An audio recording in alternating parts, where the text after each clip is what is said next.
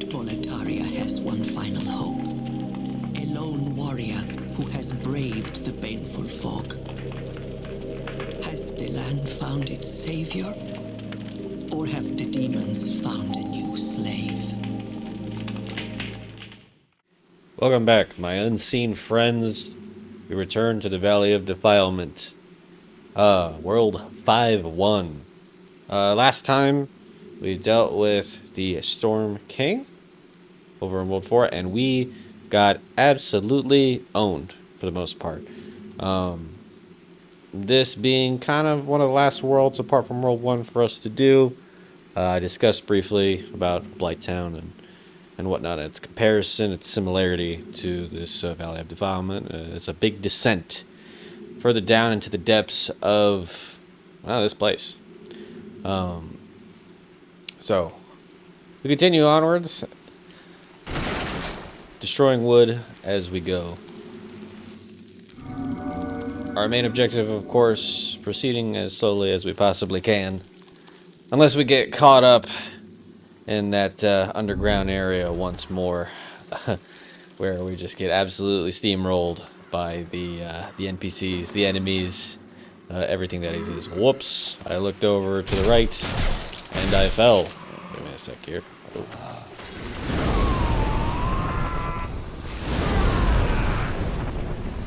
Boom.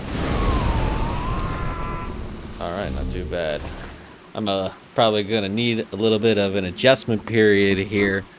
Specifically, I have been working on that Elden Ring Night Rain video. It's already gone up probably, but if you've seen it, it took me a long time to edit that thing. You haven't seen it, check it out. It's pretty fun. I don't know if anybody likes that kind of content, where it's just a big compilation of us playing, us being, some friends of mine and whatnot. I got an Elgato and all that stuff to get it kind of recording worthy on my PS5, and man, let me tell you, boys and girls and everything in between, they do not make it easy. So, all right, cool. So I'm a little bit on high after just recording for, a solid, who knows how many collective hours. Oh, cool, another stone of ephemeral vines. I always feel like I'm gonna fall in this area. Not that I'm nervous about rolling off the edges. More so just because of how some of the wood and stuff is. That is the precarious nature of this place, is the wood. Or the falling, rather, not the wood. Wood does not necessarily equal precarious. Oh, is this guy an NPC? Oh, it's not a guy, it's a lady. Hold on. Won't you buy something? My poor child is hungry. Filthy woman.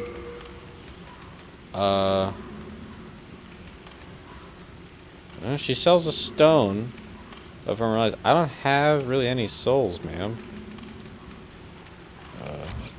You don't deserve to die. So let me give you some advice. This place is buzzing with pests, fattened on a diet of souls. In order to protect yourself, you must keep a lotus with you. The price of survival can never be too high, can it? How many years has it been? That witch Estraya came to this valley with that squid-headed knight. Those ridiculous white robes of hers. I swear I caught her glaring at my son in disgust. Yes, it's true, she is as nasty as they come. And she's a demon to boot. Doesn't surprise me. What I've realized about this filthy woman is that she has the same sounding voice as the intro lady, the narrator.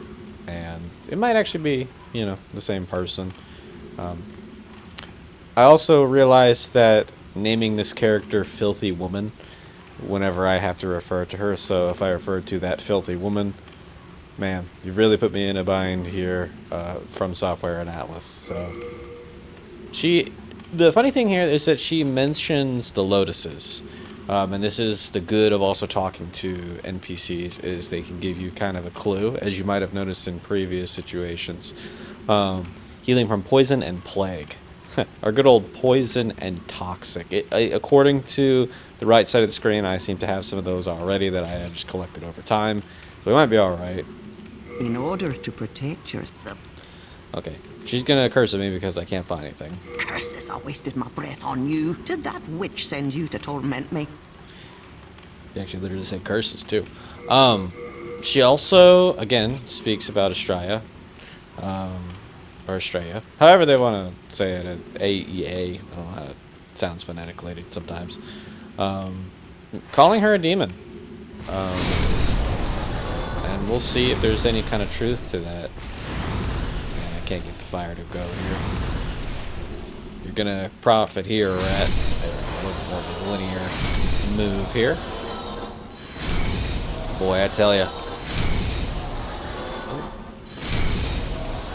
Only 6 souls taking up all my magic. Can my... Okay, my sword can just cut them up, so...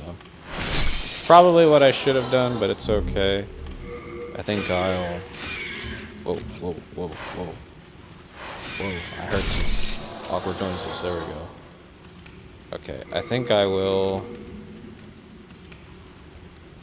I've still got some spices. Let's just spice it up. Kind of move with our inventory a bit here. Not really much to work with.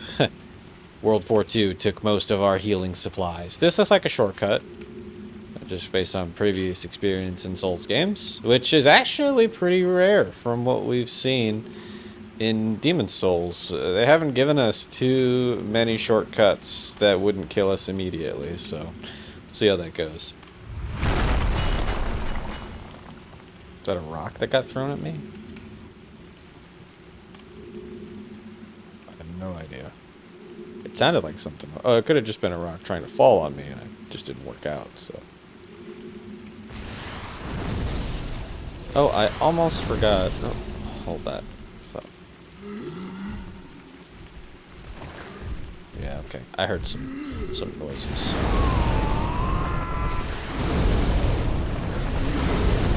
Maybe 3.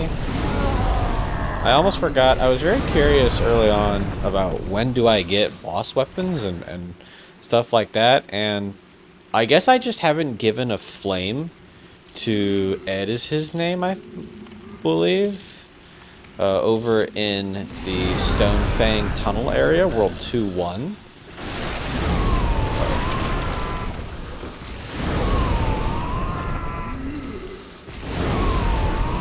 Camera not doing us any favors. And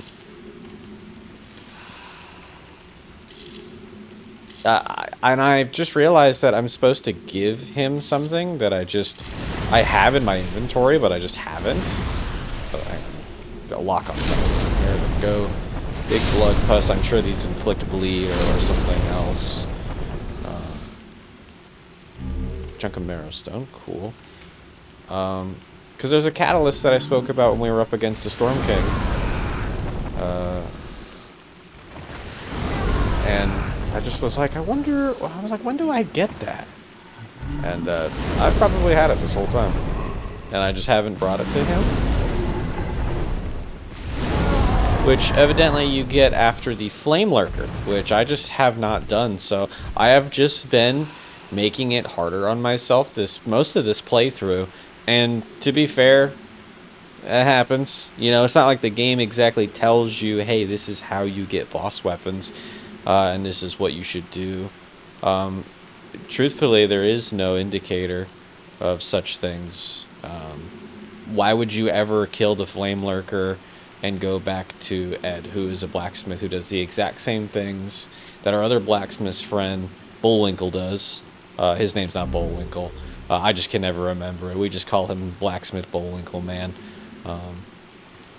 He's one of the people I really haven't talked to at all the whole game. Oh, here we go.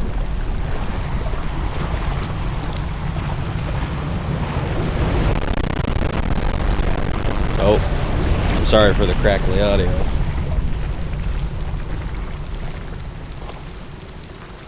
I haven't been able to solve it. Okay, the Leechmonger. Alright, So far, it doesn't seem like much of a problem here. Can I just... Is he gonna shoot out? Yeah, kind of. Really not a big deal. I do have no health. That was a very clutch heal. I think we just kind of deal with it, honestly. Whoa! They kind of lock onto you, too. Cool. Probably one of the easiest bosses for magic. And we return to our human state. Do we have any poison down here? No, just things to pick up. Again, probably a very annoying boss fight for many of these builds, but we got our catalyst. We're ready to rock. Pick up some of these. I didn't expect the leeches to kind of like curb towards you, but we just have enough health that it's not a big deal. Okay. Wriggling Demon Soul. Nice. I don't even think that was enough for a level. Baldwin! Baldwin. How perfectly timed. Back to our organ.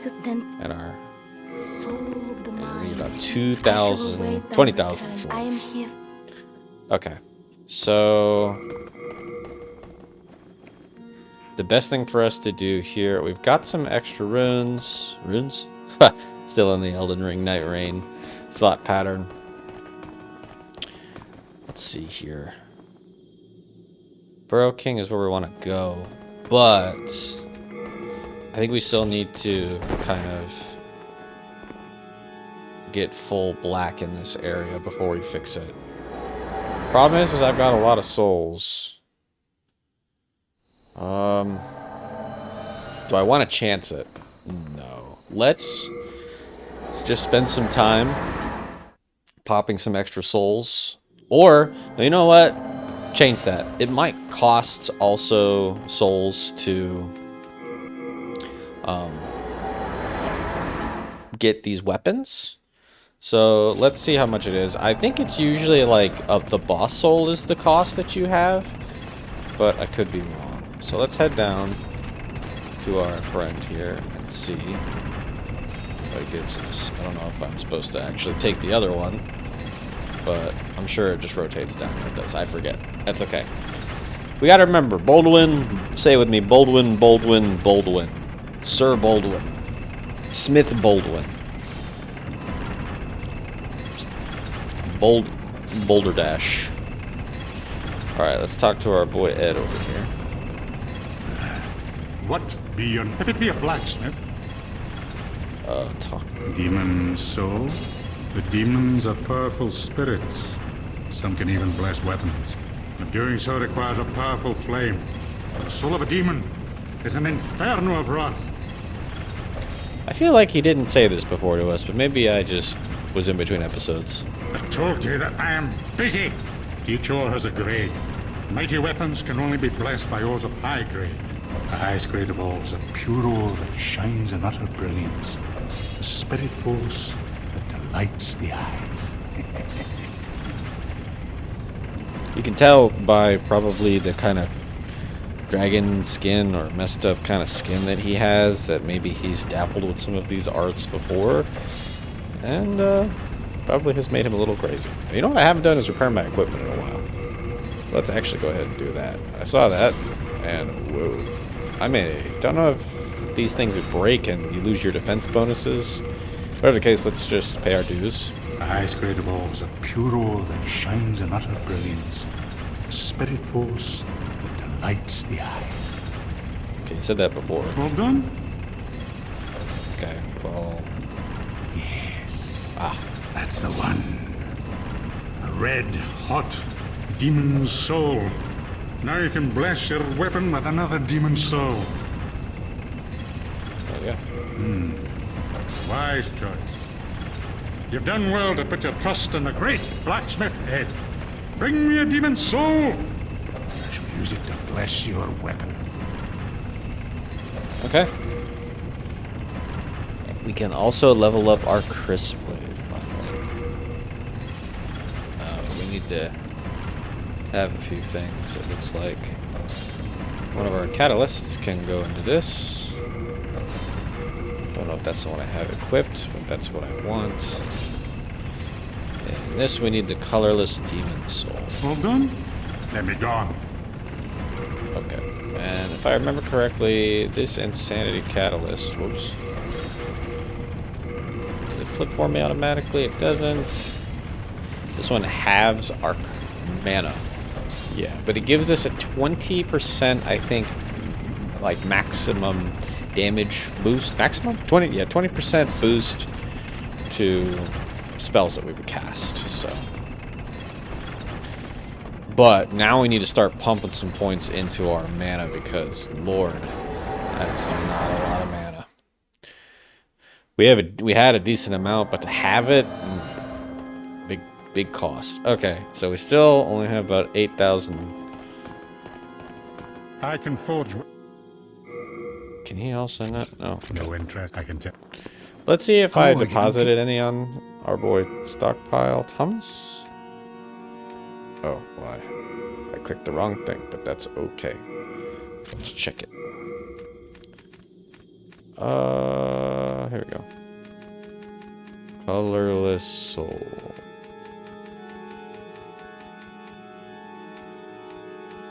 Nope. I don't think it would have been in here anyway, but You have a heart of gold. doesn't hurt to Don't check, let them really. Take it from you. Okay, for now, we'll be fine. 8,600. What am I gonna do with this, guys? I don't want to like go die and then have to go do it again here. So let's check a look. What kind of bonuses we have? This is what, 4,000? Yeah. We needed about 20,000. So I guess let's just try and meet that. Probably need to start putting some points into mana.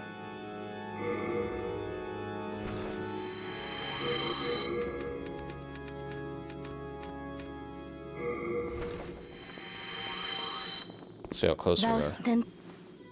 Soul of the Nice. mind, key to life's ether. We have, man, Soul of damage the always lost, looks good because of withdrawn how from it its scales. vessel. 5 more mana. Let strength be Looks granted good. The so next world one, might- yeah. Art thou done? We're gonna Made need that- it. Okay, now it's time for us to go to the Tower of Latria. And I said that I would kind of read these. So here's a good opportunity. Latria, land of the Queen's Ivory Tower, an old man took revenge on the Queen by locking her family in a prison with inhuman guards. All that escapes the place are the prisoners' cries. I read this earlier. Archstone of the Demon Fool's idol. The church devoted to an idol mimicking the Queen gave hope to the prisoners, but the malice behind it will crush their faint solace. In the Demon Maneater, masses of flesh litter these hanging prisons. Latria's current master, an old man who is no longer human, has been creating his own demons. And in the Demon Old Monk Archstone, his revenge complete, the old man withered away, possessed by golden robes of insanity. Too weak to be a demon's vessel, his soul was eaten. Well, it's not really clear to us where this old monk really got some of this power. We assume maybe King Alant kind of made it clear for him somehow, some way, gained some kind of power. Maybe the old one clued in things just by naturally existing. Who knows? Who knows? But one thing's for certain. That old monk, he was making demons. Let's see how much our damage we do here. That's pretty good, guys. That's pretty good. 300. The blade gives us, I think, 10, maybe? The ring gives us similar. Oh, here's where we died last.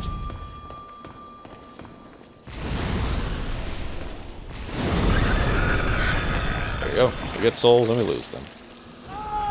And that guy came with me. He didn't want me to die alone. What a swell guy. Okay, with this, I don't know. I think we're entirely black. If we are, great. If we're not, that's fine too. We'll figure it out. We're gonna go back to 5-1 or 5-2 now, I guess, and deal with it. I remember numbers a little bit better. Of course, 5-1 and 5-2 are simple to remember.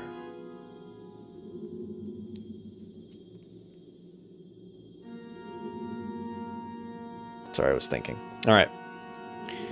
The Valley of Defilement leads to a huge swamp into which all that is unclean flows, becoming a nest for putrilage, vermin, and plague.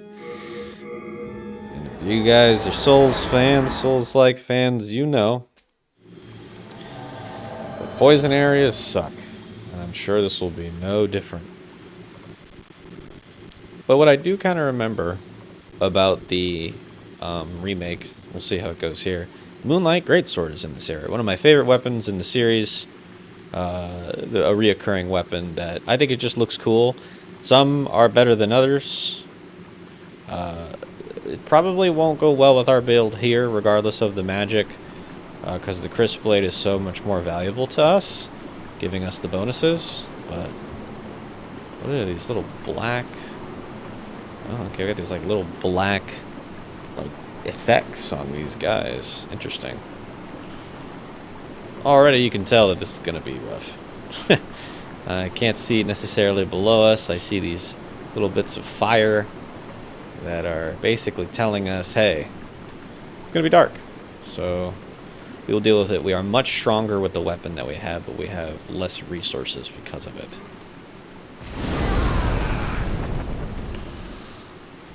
Get about 116 souls for killing these guys with the bonus. So let's nix that and go for mana regen. I don't know what that guy is, but let's get rid of him. Yeah, we lose about 40 souls, 50 souls. We can go this way or we can go that way. This is actually pretty neat.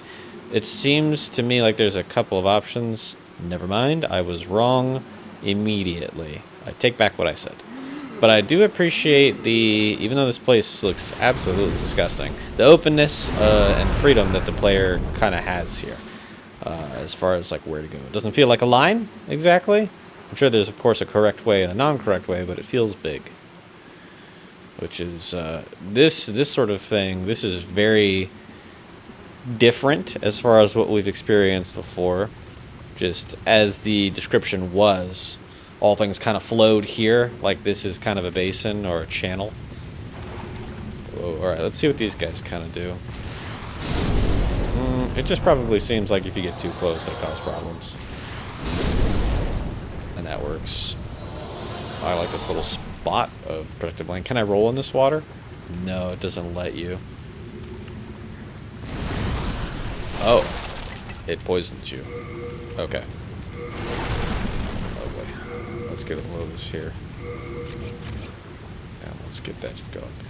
The effect is not that bad. So we don't want to sit in there for too long. Oh!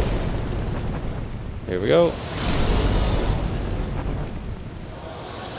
Probably can't run in this water either. But these things are like slowly coming towards us. My guess is we have to go over there because of the light, I'm assuming, but it's not very clear. Can I run in it? Not really. We're just gonna have to do our best. Again, we have the luxury of kind of being at range. Oops. Back foul demon. Right. Go up here, use a Lotus. Thankfully, we have carried a lot of Lotuses with us over time. I don't recall buying any.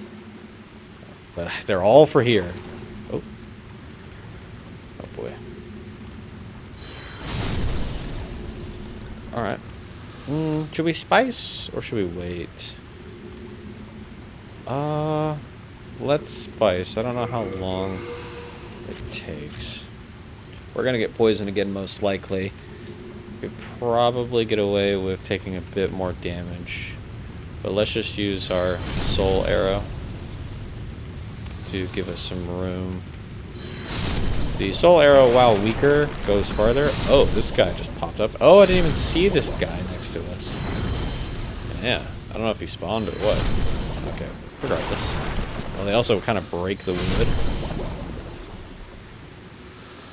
As gross as this place is, it's cool level design-wise, I think.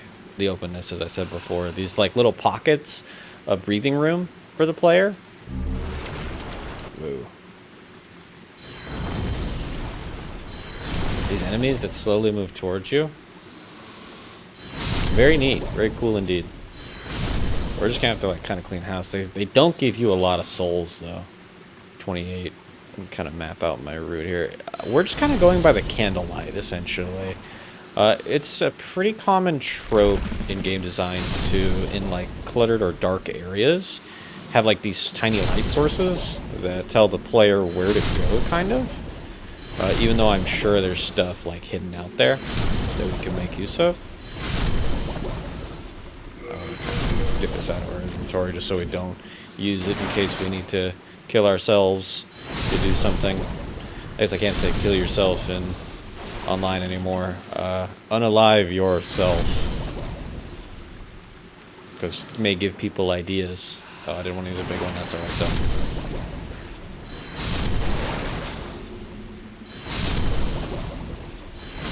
Okay. Grab that. I don't know what it said. I think it was a lowest. Whoa, don't try and roll. It's clearly a bad idea. All it does is make it kind of go whatever. There's a possibility that there's like a ring or something that kind of like in Dark Souls, in the, if you go back to the Abyss, kind of, not Abyss, the, oh, what's it called? The prison, basically. There's like the demon there, the asylum demon, the Scion. Oops, hold on. Let me worry about these crazy guys before we get into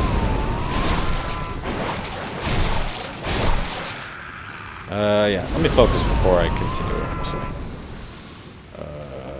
Okay. Oh boy. That might be it for us, yep. Darn. Damn, we're gonna have to walk all the way back now because of that. Okay. Alright, and we used several items to do that as well. That's not good. I gotta kind of turn around here. But yeah, in Dark Souls, there's a, if you go back to the Asylum demon has a key and a ring that's in that area. I don't think he has the ring specifically, but you go to like kind of a side area that you couldn't access before when you started the tutorial, and it gives you like that old iron ring, I believe it's called, and that iron ring allows you to move quickly while within like areas that are thick with water or ooze or something of the like, giving you more freedom. And it's really useful in the Darkroot Basin, on the way to Queeleg, and underneath Blighttown and all that jazz.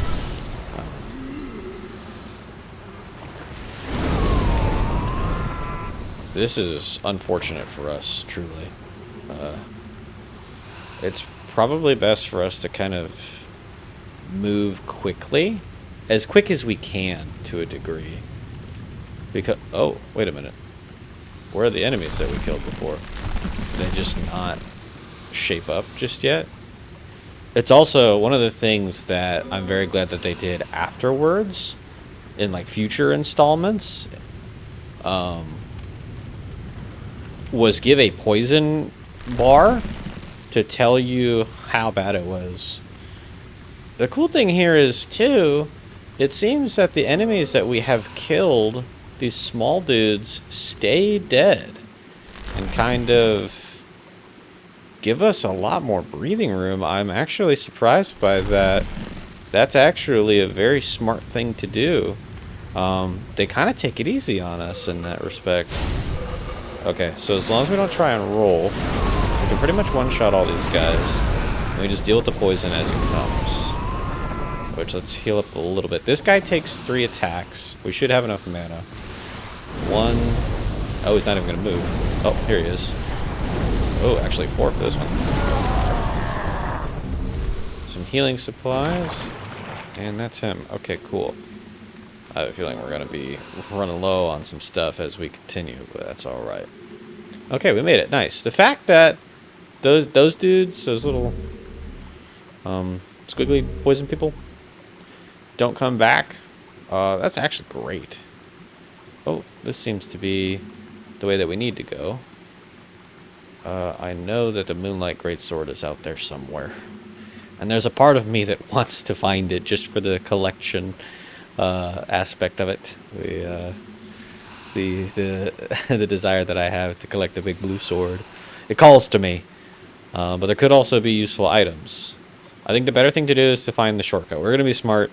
Our intelligence is high in this build, so we must act appropriately and continue onwards. Would a scholar go to such a threatening length for a mere blade? He would not. I do not know if that's what Gonna Die is, but hopefully his big magic brain has learned something from these experiences. Up here moving, we have bugs. Hate bugs. In any game. Alright. Not sure if I hate bugs or dogs more when it comes to video games. I would say probably dogs. Bugs usually, they're just annoying. Dogs are just, they're annoying and they'll kill you instantly. We continue here, more regular guys that die in one attack because of our magic. Whoa. I actually just got kind of lucky there because my lock-on turned it around while I was trying to recenter the camera.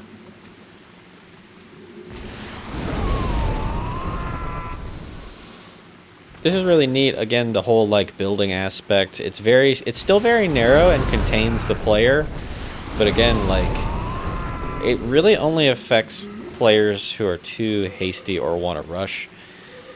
Which, if the Shrine of Storms and that underground area, oh, that was a body. Okay. If the Shrine of Storms, I don't remember if it's a Shrine of Storms or the Storm Shrine, is any indicator, it is being hasty was not our best choice, but we made executives' decisions. Black turpentine. I think that's to make your weapon with fire. Put fire on it, maybe. Man, I don't know if I actually accomplished anything by going this way, but we can only keep going to see. It's hard to see. There's not really much indication of we've been around before. Oh, more mosquitoes. They shoot little blood, too. Usually the opposite of what a mosquito would want to do. Oh, what do they drop? Oh, just marrowstone. They must be like kind of little bug demons. And just keep moving along. Not a problem. I like the idea of the openness and stuff, as I said before. Just this place. Ooh, slugs. Oh, missed them. 362 is pretty good as well.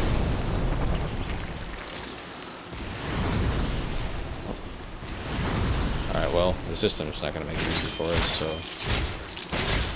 let's use our good old-fashioned brain magic, muscle-mancy, as I've said before. This looks like a constant sluggy time. I want to see what that item is, but I also have a feeling that that's the right way to go, just based on how the walls kind of curve inward here. And oh, there's a cluster of them up there, so that's where they keep dropping from. Maybe if I can get up there, I can kind of take care of the whole pack, if you will. We'll look towards that. That seems like a better idea. The timer is going off for me, but we're gonna give you a little bit of bonus time here, just to see if we can get to kind of some more solid ground. Not solid ground, but I guess just a clear area. That little green fog is where we'll try and get to here. Oh, there's another big clubman. Hello, big clubman. There we go. We've got lock on. I don't know if they both come at us, maybe just one. Ooh. Oh no. Staggering doesn't seem to be the case, but his attack pattern is very clear. He only has one move, it looks like so far. He gives us some decent souls. I don't think I'm going to have enough mana. Ooh, 6 Royal Lotuses. That's the game telling us we're probably going to need to use these at some point, so... Oh, what is that? Who is that guy? Why is he glowing like that? Why is my magic so bad? Does he have something? I guess he was just worth more souls. I don't normally see that, but it's, you know, it's possible. Okay. Whoosh. Let's get that attack going. The AI runs to a specific spot. Let's get the very telegraphed attack. Doesn't stagger, so he's just gonna sit there with his big old slack jaw. Cool.